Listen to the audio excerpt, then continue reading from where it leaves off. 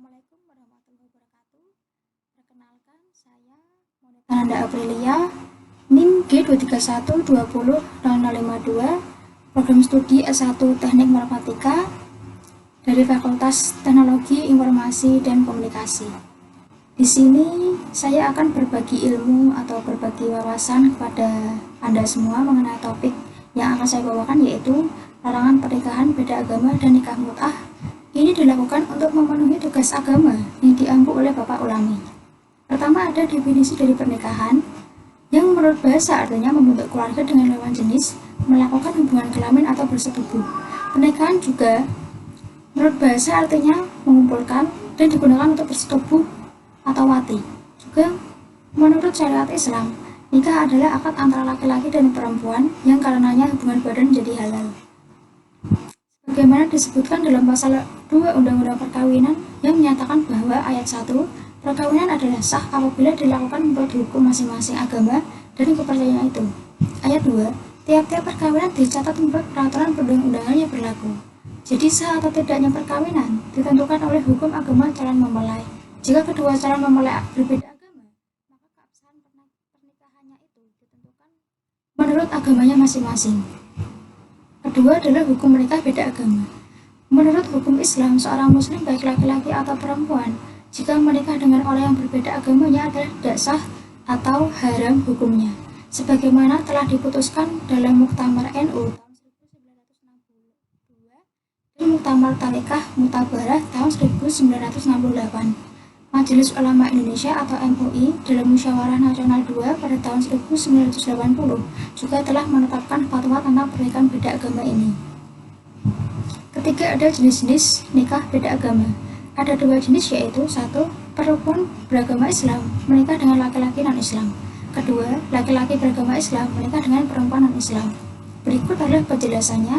Untuk perempuan beragama Islam menikah dengan laki-laki non-Islam, ini terdapat pada dalil Surah Al-Baqarah ayat 221 yang berbunyi, A'udzubillahi minasyaitonirrajim, Bismillahirrahmanirrahim, wala tanggihul musyrikati hatta yu'min, wala amatum mu'minatun khairum min musyrikita walau ya'jabatkum, wala tunggihul musyrikina hatta yu'minu, wala abdum mu'minun khairum min musyrikin walau a'jabakum, ulaika yad'una ilan nari wallahu ya'budu illa jannatin wal mahyufati bi'izni wa jubayyinu ayatihi linnasi alahum yatazakkarun. Shadaqallahu adzim. Yang berarti, dan janganlah kamu nikahi perempuan musyrik sebelum mereka beriman. Sesungguhnya hamba sahaya perempuan yang beriman lebih baik daripada perempuan musyrik, meskipun dia menarik hatimu sekalipun. Dan janganlah kamu menikahkan orang laki-laki musyrik dengan perempuan yang beriman sebelum mereka beriman. Sesungguhnya hamba sahaya laki-laki lebih baik dari laki-laki musyrik, walaupun dia menarik hatimu sekalipun. Mereka mengajak ke neraka, sedangkan Allah mengajak ke surga dan ampunan dengan izinnya. Allah menerangkan ayat-ayatnya kepada manusia agar mereka mengambil pelajaran. Jadi, perempuan muslimah dilarang atau diharamkan menikah dengan laki-laki non-Islam apapun alasannya itu. Hal ini sebagaimana dinyatakan dalam Al-Quran di atas. Bisa dikatakan, jika perempuan muslimah memaksakan dirinya untuk menikah dengan laki-laki non-Islam, maka itu akan dianggap berzina dalam Islam. Dua, laki-laki beragama Islam menikah dengan perempuan non-Islam. Ini terbagi menjadi dua macam, yaitu satu, laki-laki muslim dengan perempuan ahli kitab. Yang dimaksud ahli kitab di sini adalah agama Nasrani dan Yahudi atau agama Samawi atau juga agama langit. Hukumnya boleh dengan dasar surah Al-Maidah ayat 5. Kedua, laki-laki muslim dengan perempuan non-ahli kitab. Banyak ulama yang menafsirkan bahwa ahli kitab di sini adalah Injil dan Taurat, dikarenakan agama Islam, Nasrani dan Yahudi berasal dari sumber yang sama, yaitu agama Samawi atau agama langit. Maka para ulama memperbolehkan pernikahan jenis ini. Pernikahan muslim dengan wanita kafir yang bukan murni ahli kitab, seperti wanita penyembah berhala, majusi, atau salah satu dari kedua orang tuanya adalah orang kafir, sebagaimana firman Allah SWT yang berbunyi, dan janganlah kamu menikahi perempuan musyrik sebelum mereka beriman. Hadis tersebut, pelarangan dalam ayat menunjukkan keharamannya. Disepakati tidak sah perempuan muslimah menikah dengan laki-laki kafir, baik merdeka ataupun budak. Tidak sah pula perempuan murtad menikah dengan siapapun, tidak dengan laki-laki muslim, karena perempuan tersebut telah dan tidak mengakui apapun. Dan tidak sah pula menikah dengan laki-laki kafir karena masih adanya Islam pada dirinya. Keempat adalah pendapat ulama tentang menikah beda agama.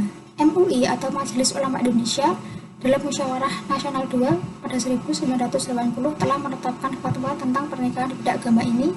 MUI menetapkan 2 keputusan, yaitu 1. Para ulama di Indonesia memutuskan bahwa pernikahan perempuan muslim dengan laki-laki non-muslim hukumnya haram. 2. Seorang laki-laki muslim diharamkan menikahi perempuan bukan muslim. Dalam memutuskan fatwanya, MUI menggunakan Al-Quran dan hadis sebagai dasar hukum seperti dalam surah Al-Baqarah ayat 221. Secara tegas, ulama Muhammadiyah menyatakan bahwa seorang perempuan muslim dilarang menikah dengan laki-laki non-muslim. Ulama Muhammadiyah pun menyatakan bahwa muslim menikah beda agama juga dilarang dalam agama Nasrani. Dalam Undang-Undang Nomor 1 Tahun 1974, Pasal 2 Ayat 1 juga disebutkan bahwa pernikahan adalah sah apabila dilakukan menurut hukum masing-masing agamanya dan kepercayaan itu. Kita masukkan nikah mut'ah. Nikah mut'ah adalah dalam bahasa Arab artinya mata'a, yanta'u, mat'an, wa muta'atan, kesenangan atau kenikmatan. Nikah mut'ah adalah nikah atau perkawinan yang dilakukan antara laki-laki dan wanita dengan akad dan jangka waktu tertentu, atau juga bisa disebut nikah kontrak. Selanjutnya adalah sejarah nikah mut'ah. Nikah mut'ah merupakan tradisi masyarakat pra-Islam. Tradisi ini dimaksudkan untuk melindungi wanita di lingkungan sukunya. Pada masa Islam, nikah seperti ini mengalami pasang surut. Pada masa Rasulullah SAW, nikah mut'ah mengalami beberapa kali perubahan hukum. 2 kali dibolehkan dan 2 kali dilarang. Dan akhirnya diharamkan untuk selamanya. Demikian dijelaskan dalam Ensiklopedia Hukum Islam. Selanjutnya adalah hukum nikah mut'ah. Beberapa hadis Nabi memperbolehkan para sahabat melakukan nikah mut'ah. Di antaranya adalah hadis yang diriwayatkan dari Sabullah Al-Juhari, bahwa Sabullah Al-Juhari ikut berperang bersama Rasulullah SAW pada saat penaklukan kota Mekah. Nabi memberikan izin kepada mereka yang ikut berperang untuk melakukan nikah mut'ah. Hadis riwayat Muslim. Ulama sepakat bahwa nikah mut'ah pernah dibolehkan dan menjadi salah satu bentuk perkawinan pada periode awal pembinaan hukum Islam. Adapun menurut hadis yang diriwayatkan oleh Imam Muslim dari Ilyas bin Salamah dari ayahnya, Rasulullah SAW melarang para sahabat pada hari ketiga setelah perang Autas. Berkaitan dengan munculnya beberapa hadis yang berbeda mengenai waktu dihalalkan dan diharamkannya nikah mut'ah, Imam Asy-Syafi'i menegaskan bahwa tidak ada suatu hukum yang dihalalkan Allah SWT kemudian diharamkan, lalu dihalalkan lagi, dan kemudian diharamkannya, kecuali nikah mut'ah. Terima kasih untuk perhatiannya. Jika saya